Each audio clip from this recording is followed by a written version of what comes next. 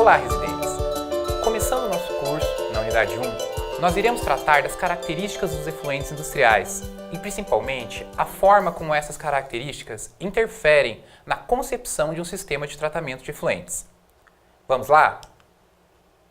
Nesse momento do curso, já sabemos que as estações de tratamento, sejam de esgoto doméstico ou efluente industrial, têm o objetivo de adequar os resíduos líquidos a padrões de lançamento e destinação final. Muito bem, mas esse é o objetivo das estações. Mas o que é uma estação de tratamento? Como vocês podem ver na figura, uma estação de tratamento é composta por diversas unidades, dispostas sequencialmente. E vejam como cada unidade tem uma forma diferente. Portanto, cada uma dessas unidades tem uma função muito específica. Ao longo desse curso, vamos investigar essas diferentes unidades de tratamento e conhecer as formas de dispor essas peças de maneira mais conveniente. Basicamente, as unidades de estação de tratamento têm as funções de separar os sólidos suspensos dissolvidos na água, removê-los e estabilizá-los, ou seja, fazer com que esses compostos não sejam prejudiciais ao meio ambiente. Embora, nesse fluxograma, essas três etapas apareçam sequencialmente, não necessariamente acontecerá sempre dessa forma.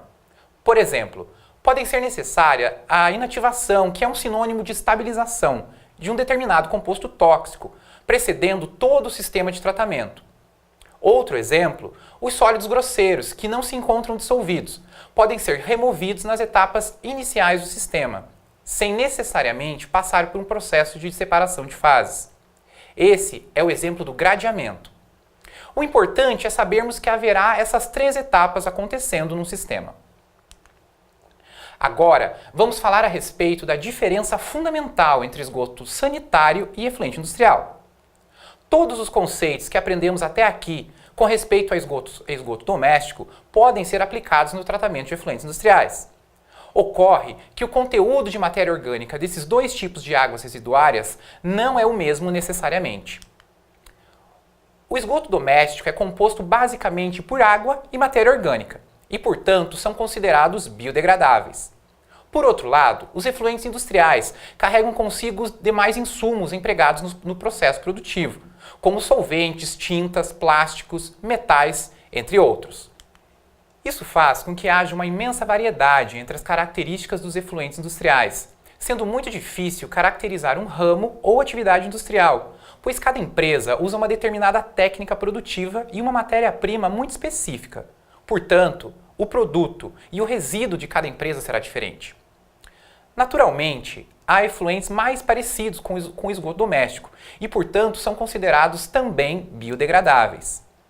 Embora o tipo de matéria orgânica e a concentração dessa matéria orgânica possa ser bastante diferente daquela encontrada nos esgotos domésticos, determinados efluentes, como o da indústria alimentícia, de celulose e papel e produção de açúcar e etanol, podem ser considerados biodegradáveis. Nesses casos, os sistemas de tratamento se assemelham bastante ao empregado no tratamento de esgoto doméstico. Eu chamo a atenção novamente para o fato de que nem todos os efluentes gerados dentro dessas indústrias podem ser biodegradáveis, pois dentro de uma mesma indústria podem ser gerados efluentes com características muito diferentes, dependendo da etapa do processo produtivo. Por outro lado, o efluente da metalurgia, que é um ramo industrial que não emprega a matéria orgânica como insumo em seu processo produtivo, pode ser considerada não biodegradável. Nesse caso, as técnicas para o tratamento diferem daquelas empregadas para o tratamento de esgoto doméstico. Bem, mas como podemos fazer a seleção de quais técnicas serão empregadas no tratamento de efluente de determinada empresa?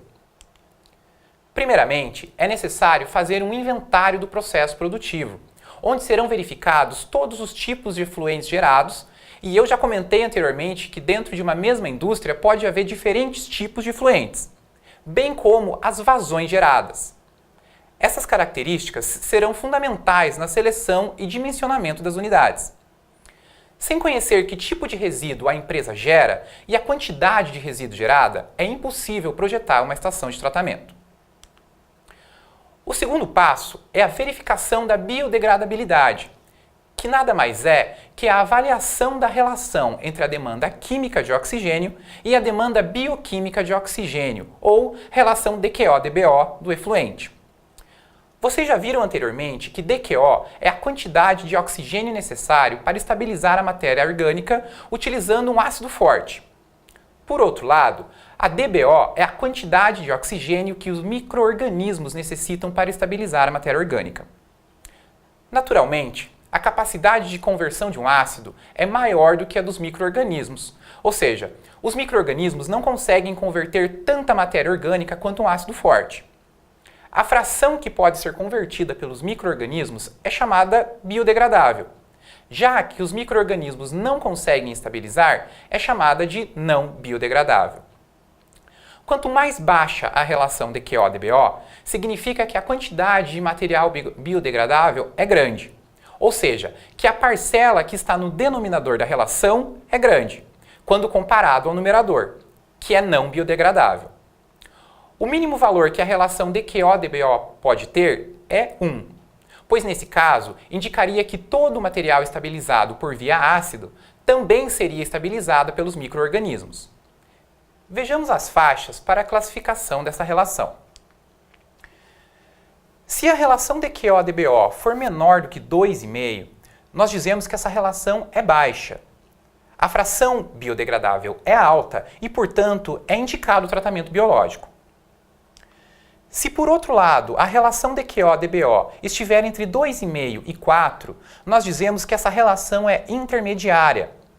Ou seja, a fração inerte não biodegradável é alta. Nesse caso, são necessários estudos para verificar a viabilidade do tratamento biológico. Já se a relação DQO-DBO for acima de 3,5 ou 4, nós dizemos que essa relação é alta. Nesse caso, a fração inerte, que é a fração não biodegradável, é alta e, portanto, é necessário a avaliação do tratamento físico-químico. Então, nós sabemos que a viabilidade dos processos biológicos é afetada pela presença de determinados compostos que podem atrapalhar ou impedir o tratamento biológico, como a presença de sólidos em suspensão, gorduras e tóxicos. Ocorre que quase sempre há interesse pelo tratamento biológico, já que geralmente utiliza menos energia e, sobretudo, emprega menos produtos químicos que o tratamento físico-químico. Nos casos em que os processos biológicos não sejam, portanto, os mais indicados, a priori, podemos lançar mão dos processos físico-químicos, seja para preparar os efluentes para o processo biológico, removendo tóxicos ou sólidos indesejáveis, ou fazendo um tratamento posterior, para estabilizar e remover apenas os compostos não tratados pelos processos biológicos. Essa estratégia nos permite uma ampla variedade de possibilidades para o tratamento de efluentes. Vejamos o fluxograma acerca do processo de tomada de decisão. Após realizado o inventário do processo industrial, nós já conhecemos as propriedades e as quantidades de efluente gerado na indústria. Pela relação DQO-DBO, podemos avaliar sua biodegradabilidade, que é a peça fundamental nesse processo.